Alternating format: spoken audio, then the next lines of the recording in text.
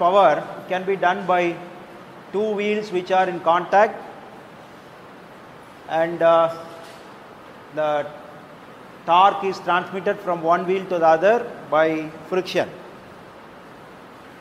This is also a friction drive called a belt drive.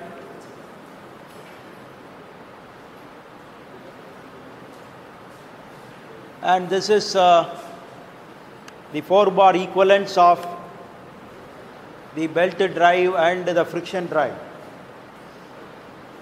or even gear train. So we discussed about positive drives and non-positive drives. So gears are positive drives, means that whatever motion that you give as an input will definitely will be given in the output. Whereas in the non-positive drives like this, it is not necessary that whatever you give as an input rotation, the output you will get. Suppose the load on the output is too much, the belt will start slipping. So that is a non-positive drive, but it has an advantage like protecting the motor or drives. It really works well. Now this is the gear which is a positive drive, and gears are made of tooth profiles. The tooth profiles can be made from any kind of a shape. There are infinite shape possibilities are there to have a constant velocity, but some of them are popular. So gears are made out of two kinds of profiles. One is the involute profile that is generated by unwinding a cord from a circle. We have other type of profile that is called cycloidal profile. Then we discussed about the types of gears. So this is what we type, the various types of gears. So we may need to transmit power from one shaft to the other shaft. So these two shafts can be parallel, or it can be, this is parallel, or it can be, these two shafts can be non-parallel, non-intersecting, or it can be non-parallel and intersecting. So there is various combinations or situation that is required. So gears are ubiquitously, available. You can see them in many places. So this is a spur gear, most common type of gear. If you want to see the gears, spur gear, it is used in a sugarcane crusher, where you can see it is just on the outside. So one abandoned crusher is there near the swimming pool. If you could stop a minute, you can see this type of gears. The spur gear essentially used to transmit power between two parallel shafts. And this is the helical gear, different from spur gear in the sense that the tooths are at an angle to the axis, so which introduces an axial force. So if you want to suspend this, you have to have a bearing here which can take up the axial force. So to avoid the axial force, we have a herringbone gear in which the axial forces created by two opposite helix will cancel each other, so you don't have to bother about taking care of the axial thrust that is created. So this is how a helical gear might look like.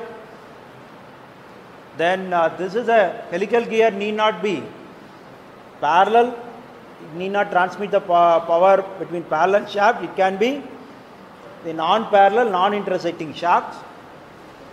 So it can be in any angle, and this one is perpendicular direction called cross helical.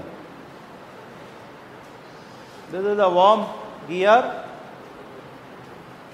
So we have said that this can be used for high reduction ratios. The place where you can see is a wiper motor. The motor is there and the wiper is operated. So you require a high speed reduction in a wiper motor drive of a automobile. So this is used. As I told you that the friction will be more here, so they use a phosphor bronze material for the worm. But in case of a worm gear used in a wiper motor, a nylon gear is used. Gears can be made even from plastics like nylon.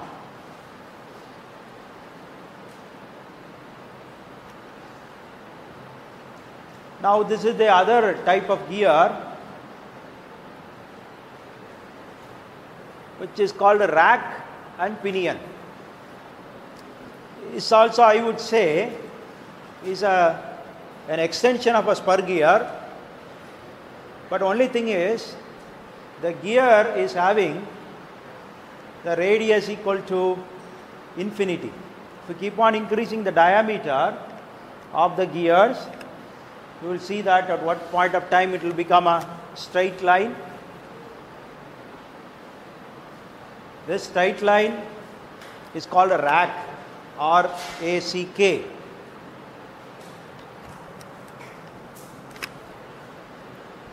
But this rack has a unique feature. The unique feature is that in the rack, the involute curved tooth becomes a straight line. Okay? So you are generating involute. Involute is a curve. But in case of rack, that involute profile becomes a straight line. So it has a specific advantage. If you want to manufacture an involute gear, I can think of a cutter which is like a rack. So your cutter will be like a rack, which is easy to manufacture because they are all only straight lines. It is easy to manufacture.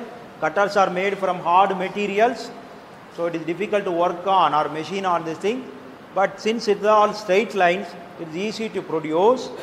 You can use this rack for creating a profile gear. You can have a rack as a cutter and move relative to your gear blank, then this gear tooth can be cut. So here in the pinion and rack arrangement, the transmission is like, when you have a rotary motion, it can be converted to linear motion, vice versa. Linear motion can be converted to rotary motion. In the plastic, there are toys, gyroscope toys are there, or spinning top toys are there. If you want to spin, they give you a rack which is made of a plastic, which is a little bit flexible. You insert it and pull it, it rotates. So there you are using a rack and pinion arrangement. Wherever you want to have a linear motion for a given rotary motion, it can be done. So typically if the doors are very large, for operating that with a motor, a rack is normally fixed. Another application is in automobile steering. When you steer, that rotation is given to this pinion and the linkage is attached with the rack. So rack and pinion is used in steering of automotive gears.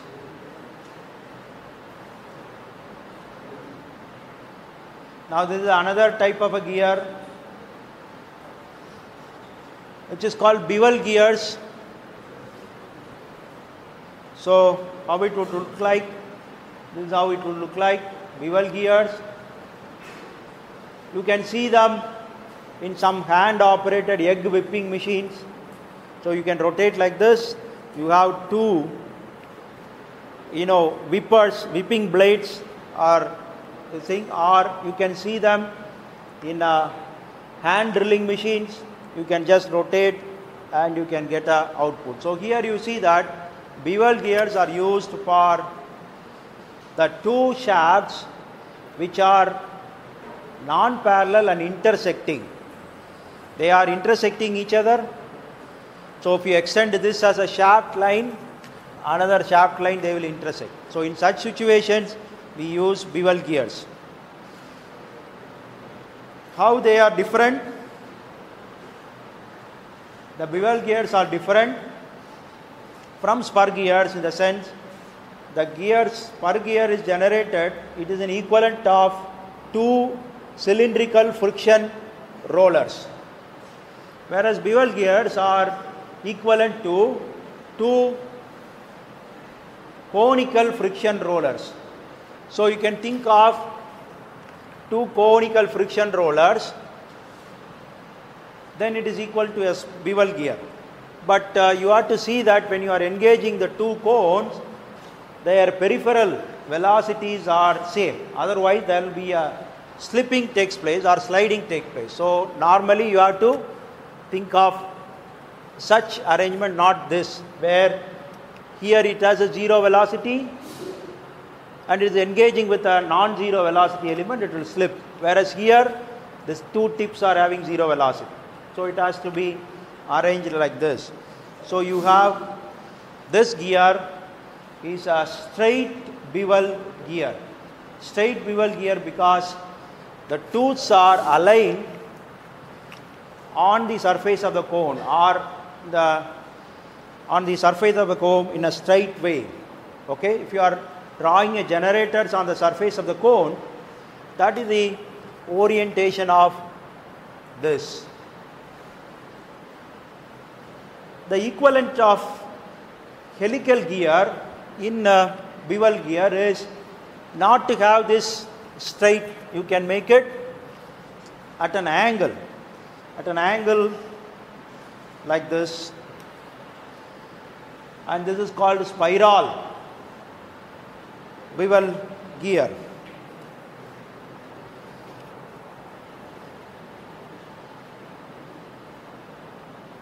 Now there is another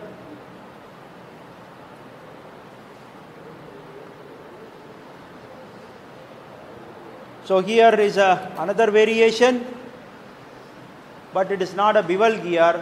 It is generated from, if he is talking, send him out. We don't want nuisance because classes are almost over. So here you see that the equivalent friction rollers are coming from hyperboloids. So you have such complicated geometry is created here. So this is used in the differential gear of automotive, or it is called the final drive of an automotive. The main reason is that this is the drive shaft and this is the axis. Wheel output is taken from here. So normally these two will be in the same line. If it is in the same line, the propeller shaft will occupy higher position. To avoid that, you can bring it down so that you can avoid the hump in the automobile.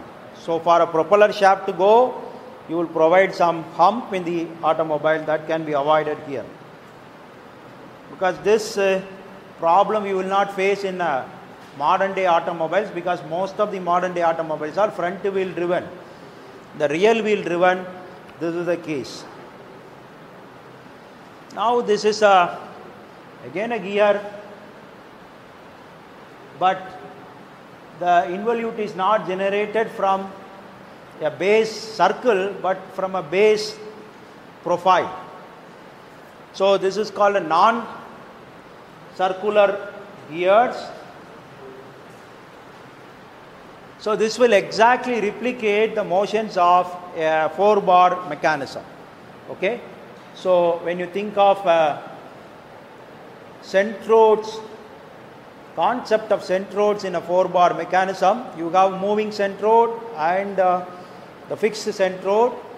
So one of this is a moving centroid, another is a fixed centroid, but instead of having a friction, you have this gear tooth laid over there.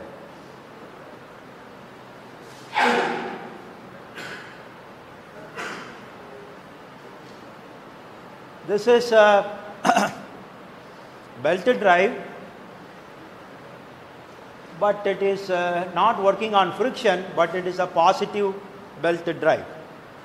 You can see that there are tooths in the belt.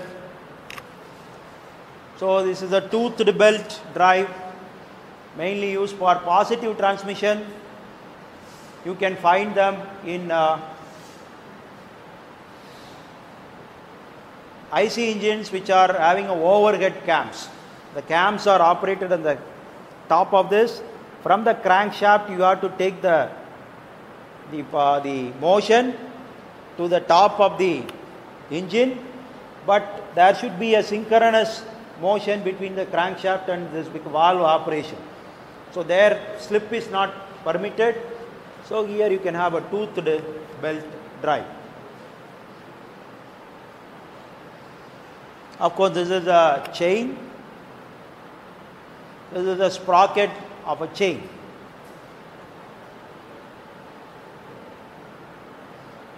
So what I have discussed so far is the types of gears. You have various types of gears that are used. And not only that, we have extended and given some idea about the belt, toothed belt and chain. So gears, tooth belts and chains are coming under the category of a positive drive. You have any doubts, please?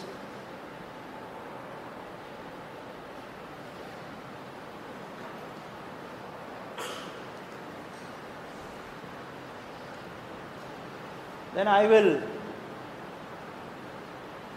take up, yeah. Sir, what are the differences between the chain and Belted drive. Okay, I'll tell you. I can tell you, please. The chain drive and the gears are belt drive. What do you ask? tooth belt and chain? Okay, tooth belt and chain. Tooth belt, see, the problem with the chain is that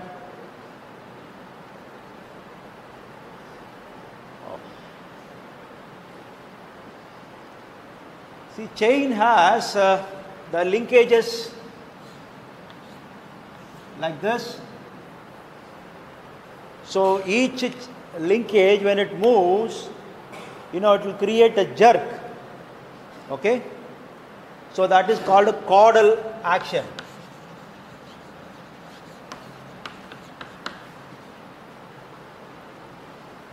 Whereas belt drives or a toothed belt drive are flexible enough so that this kind of a caudal action will not come.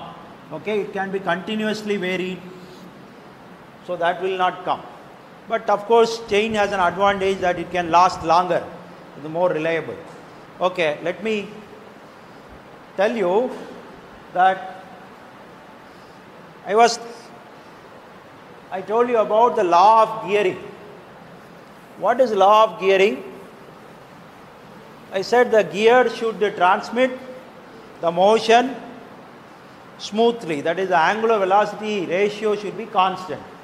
So I thought of, you can draw a graph between theta input for a gear drive and theta output. What is theta input and what is theta output? You can think of a gears like this and this is your input, this is your output, then this is theta in and theta out. That is whatever input motion that you give and what is the output you get from the gears. Now if I say mark this as 2 pi and say 4 pi, that is full rotation once and twice. Similarly here I mark this as 2 pi, say, and 4 pi. I can think of the gear like this.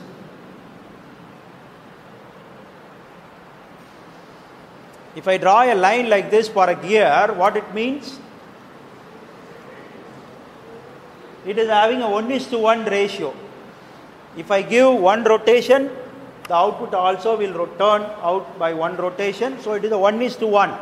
There is no speed change in this gear system.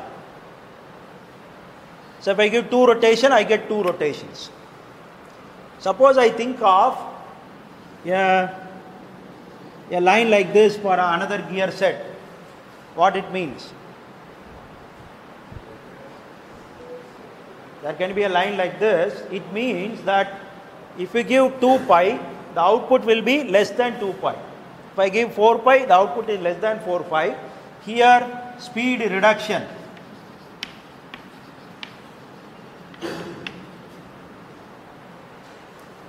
Suppose I draw a line like this.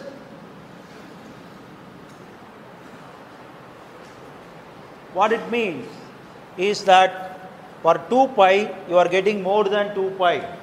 The output is more than what you give. So it is a speed increase. So this is no speed change, 1:1 ratio. This is how a gear should be. But if it is something like this, in the 1:1 or any of this, if there is, the performance is like this. It's not a straight line, but there is a ripple.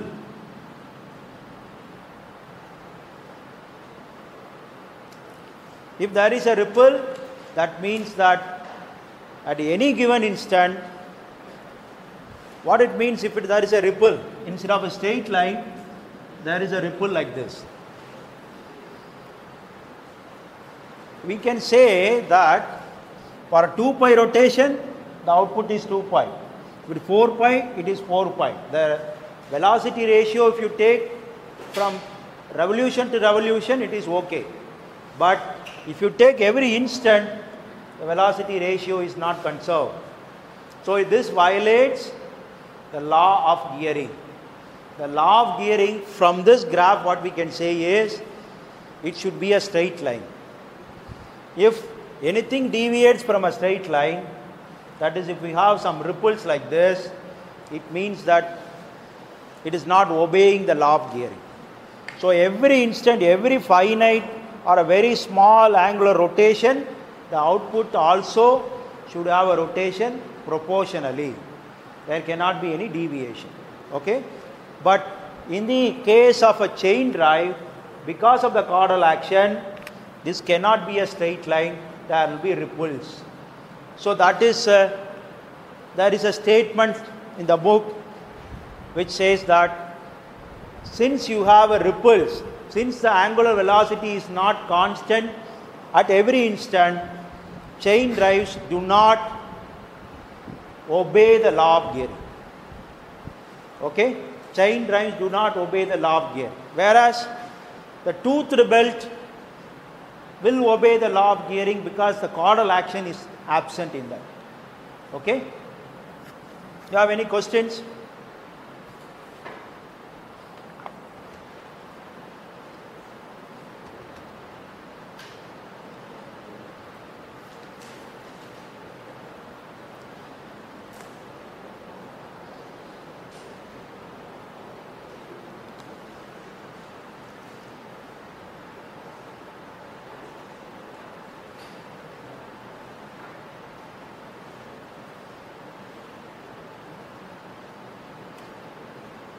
Okay, now we have seen a little bit of, the various types of gears.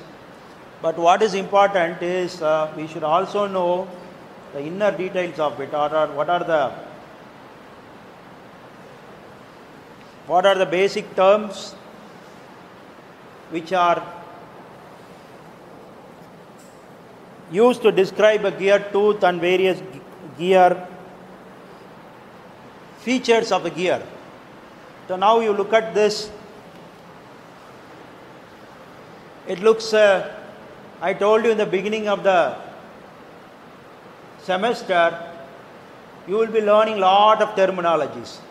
So you have to get used to those terminologies.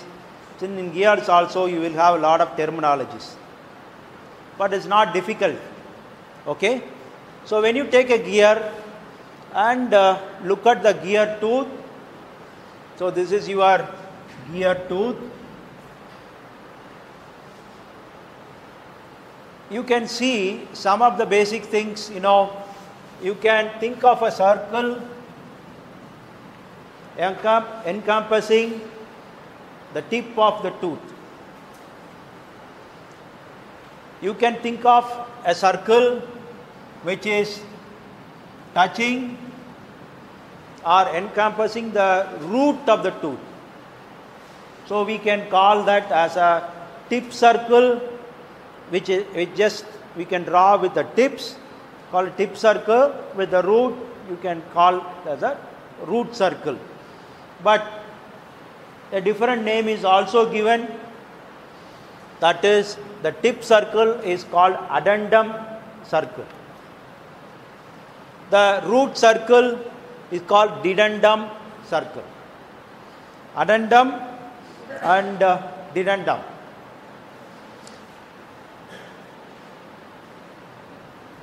See, next semester you will be learning design of the transmission elements. There again the gears will come, where you have to design the tooth profile. What is not the tooth profile, you have to design what is the size of the tooth, etc. So this basics is important. So the teacher will assume that these things are known to you and you will proceed. So you can see that there is an addendum circle and dedendum circle. Basically that is the tip circle and the root circle. And there is a point called a pitch, which is you can recall the pitch point is nothing but line of centers and line of action intersect. That point is called a pitch point. Where the line of centers and the axis of transmission intersect, that is a pitch point. Okay? You can say that you have a line of centers like this, then you have, this is the transmission, that is nothing but your gear tooth, the cord from where the involute profile is generated. So this point is called a pitch point. Angular velocity ratio is given by the inverse of this distance. Suppose I say this O2 and O4, O2P and O4P decides the angular velocity ratio. So you can think of a circle like this. So that circle passing through your pitch point is called the pitch circle. Okay?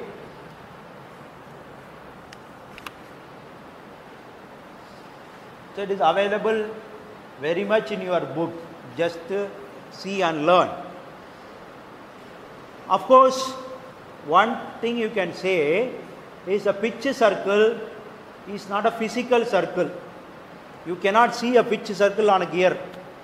You can see an addendum circle on a gear, dedendum circle on a gear. They are physically visible. Physically they are existing. Whereas a pitch circle is an idea.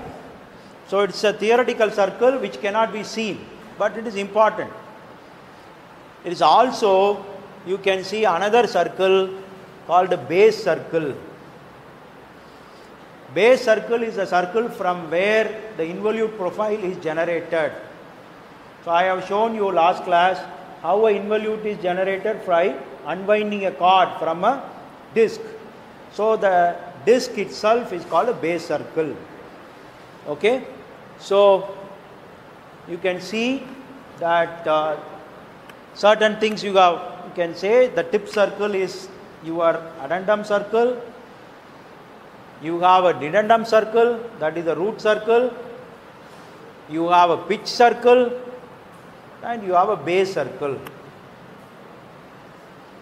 Now, if you take the distance, the radial distance from the pitch circle to the addendum circle, that is called addendum. The radial distance from the pitch circle to the dedendum circle is called dedendum. And let us go on the side. So, in the side, in this direction, the top of this is called top land. Here there is a space which is available called bottom land. This is called the face of the gear, and the width of the gear is called face width. So these are the terminologies. So you can say the width of the gear, the face, you have a top land and bottom land.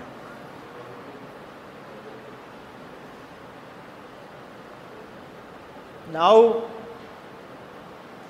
we have the other one. You can see that the addendum, that is above the pitch circle, the distance of the tip from the pitch circle and the distance of the root from the pitch circle, the dedendum will be normally higher. It will be slightly more than the addendum. So the difference is called clearance. Okay. So why it is called a clearance? Because when an engaging gear comes here, the addendum circle of the engaging gear will come up to this distance, and there will be a small gap here, that is the clearance. Okay. Remember that these two profiles or this entire contact or this mechanism is a higher pair. The gears are to be operated only with lubrication. Okay, so gearboxes are normally filled with oil. In large size gearboxes, there will be a pressurized oil delivery to the machine point.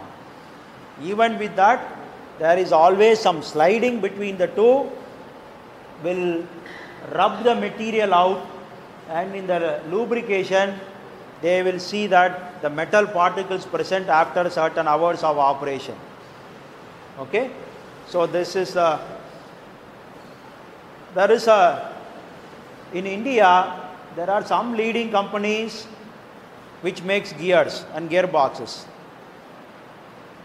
We had a professor here called, his name is C.R. Kandasamy, who was heading the production engineering department.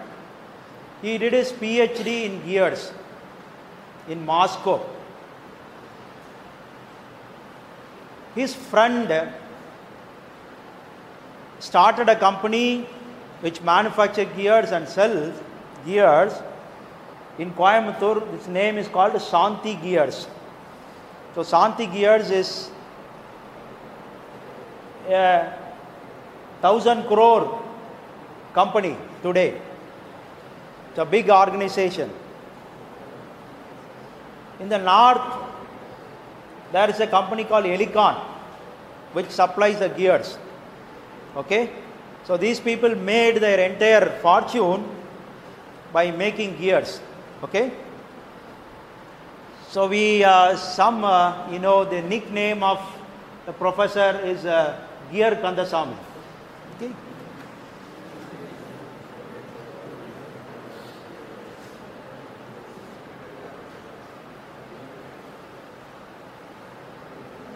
So we were fortunate to learn something from him. So he was alive till the last 2 years. So he is a giant of his own. Okay, he is very strong in his fundamentals and all this. Now,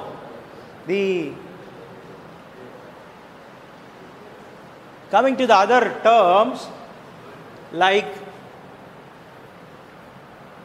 So you take a gear tooth, there is another gear tooth. You can think of the same points in two subsequent gears. Like for example here I can say the middle point of the gear and middle point of the gear tooth and middle point of the other gear tooth. Then you can think of the distance between them. And wherever this kind of a distance between two similar tooth is taken, it is called a pitch. You could have known the pitch in the screw thread. Screw thread, the distance between two consecutive tooth is called a pitch. So here also you can think of a pitch, but unfortunately the pitch is not constant. As it is a circle, the distance between the two gear tooth will be changing, because as you see, if you think of a line here and there's another line, they are not parallel, they are going to converge. So distance you measured everywhere, the pitches will change. If I measure the pitch in the pitch circle, it is called a circular pitch. If I measure the distance in the base circle, it is called a base pitch. Circular pitch and base pitch. I think we covered almost most of the terms which are shown here. Okay? Take 2-3 minutes to see and try to digest them. I won't expect you to immediately remember all these things, but these are the terms which are involved in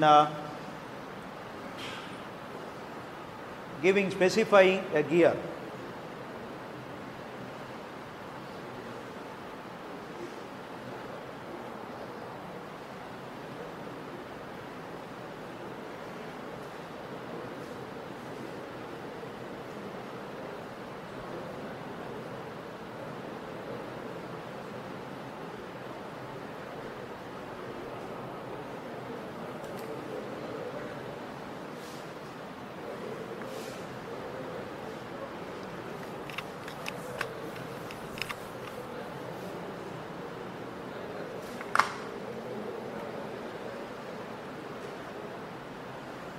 So gears are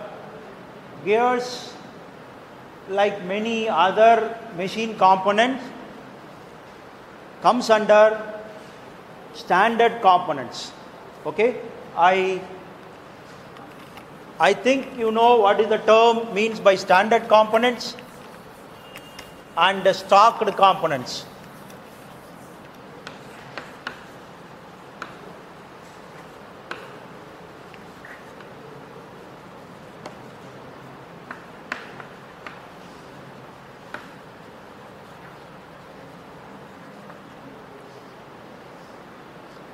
What is a standard component? A bearing is a standard component.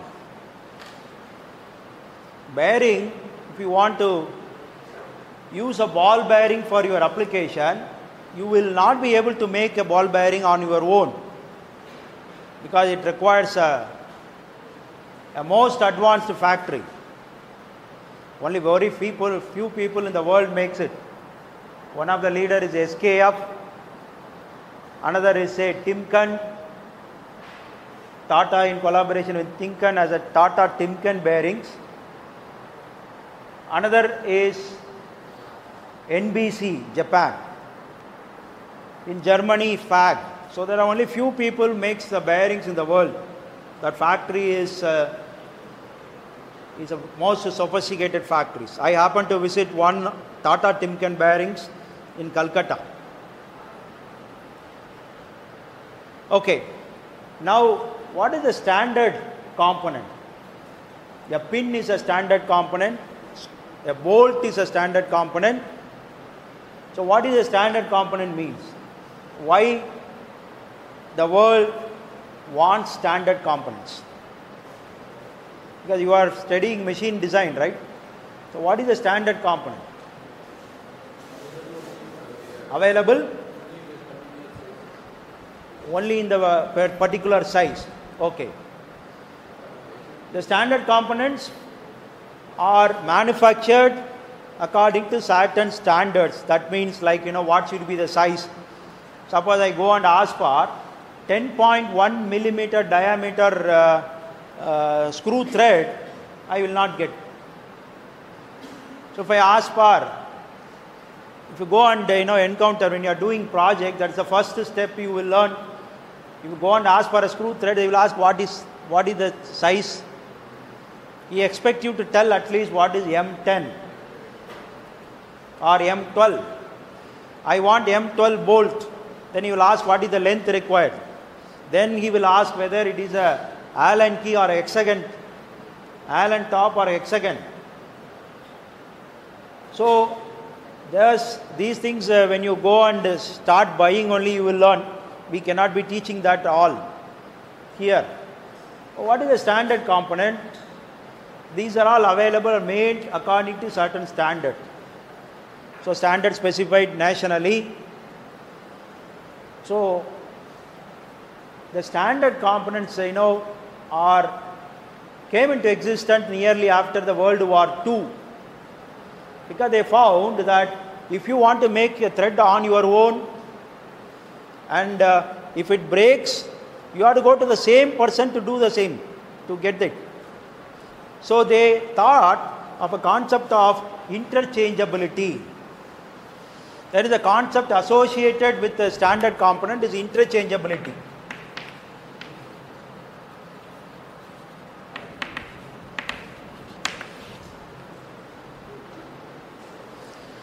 Interchangeability is like you can buy a bolt from TVS, M10 bolt from TVS, nut manufactured by Unbraco. Maybe the Unbraco may be making that nuts in their Cleveland factory in US. TVS makes it right in Chennai. If you assemble them, beautifully they will assemble. So you can buy the standard components from anywhere. That is, the components are interchangeable. As long as the standard is followed, you can buy it from anywhere.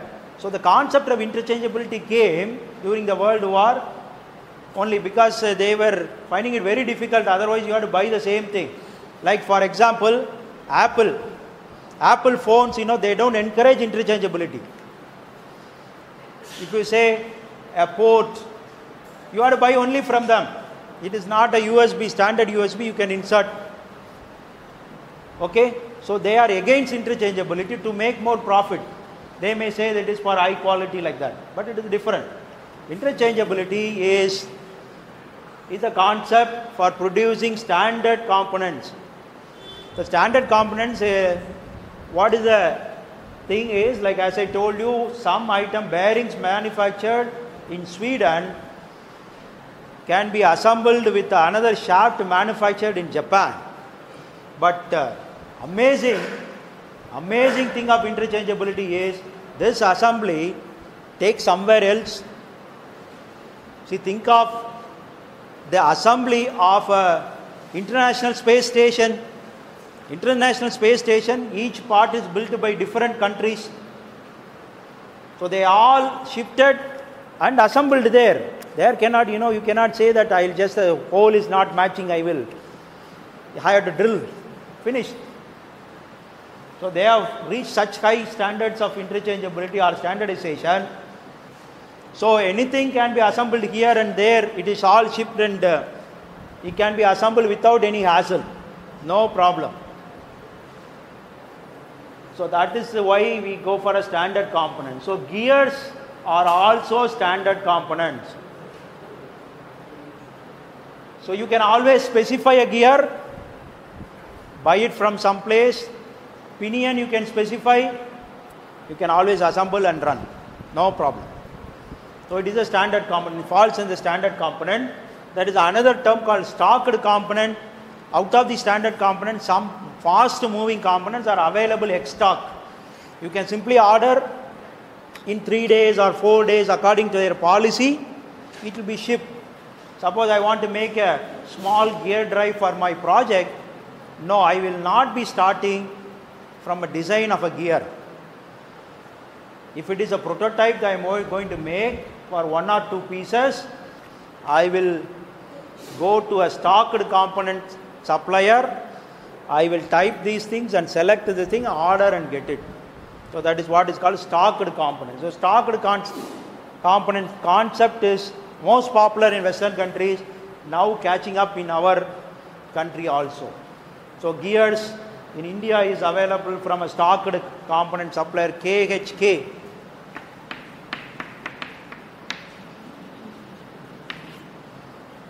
KHK gears have the stock of so many gear varieties or variations. You can, for your project, you can order and assemble it. You need not manufacture those things. Okay? Right, I think we will continue in the next class.